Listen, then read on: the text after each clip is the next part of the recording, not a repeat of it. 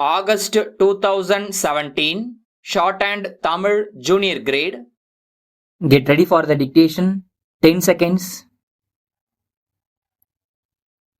5 seconds.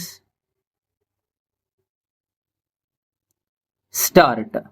மாண்புமிகு தலைவர் அவர்களே, மேதகு ஆளுநர் உரைக்கு நன்றி தெரிவிக்கும் தீர்மானத்திற்கு ஆதரவு அளித்து பேசுகின்ற நேரத்தில் நான் ஒரு சில கருத்துக்களை தெரிவிக்க விரும்புகிறேன்.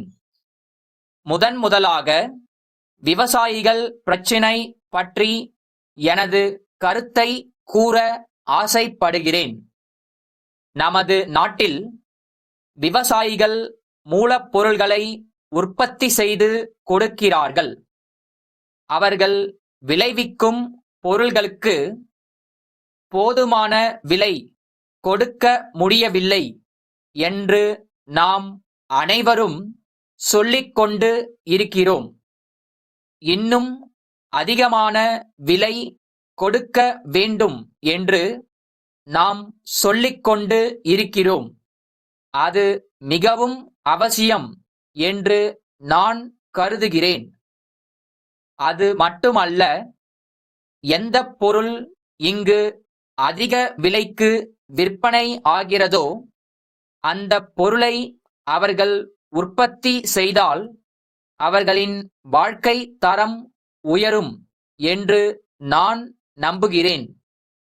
அப்படி இல்லாது போனால் ஒரு வேடிக்கையான நிலைமை உருவாகும் என்பதை நாம் உணர வேண்டும்.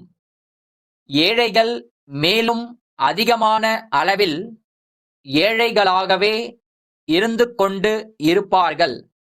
எனவே இந்த கருத்துக்களை மனதில் கொண்டு அரசு நாட்டை தொழில் மயமாக்க வேண்டும் என்று சொல்லுகிற போது விவசாயிகளுக்கு ஒரு நிரந்தரமான தொழிலை ஏற்படுத்தி கொடுத்து அதை செய்யும் அளவுக்கு அவர்களது திறமையையும் வளர்த்து அதை செய்வதற்கான வாய்ப்பையும் ஏற்படுத்தி தர வேண்டும் என்று இந்த நேரத்தில் கேட்டுக்கொள்ள விரும்புகிறேன்.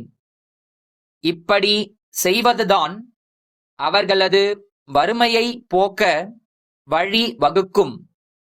அடுத்தபடியாக மதுவிலக்கு கொள்கையை பற்றி பேச வேண்டியது மிகவும் அவசியம் என்று கருதுகிறேன். மதுவிலக்கு என்பது ஒரு முக்கியமான சமுதாய சீர்திருத்தம் என்பதில் ஐயமில்லை. மக்களாக வாழ்வதற்கு உதவக்கூடிய ஒரு திட்டம் அது.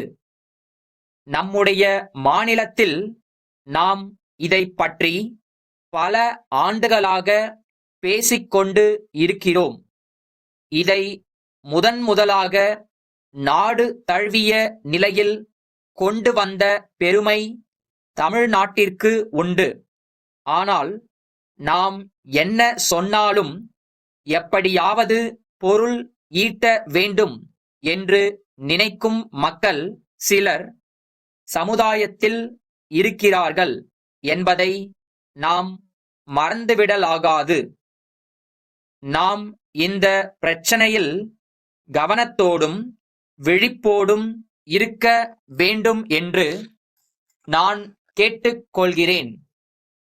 பொது மக்களுக்கும் ஏழை எளிய மக்களுக்கும் கிராமத்திலுள்ள விவசாயிகளுக்கும் நன்மை செய்ய வேண்டும் என்றால் மதுவிலக்கை அரசு தீவிரமாக அமுல்படுத்த முன்வர வேண்டும் என்பதை மறக்கக்கூடாது.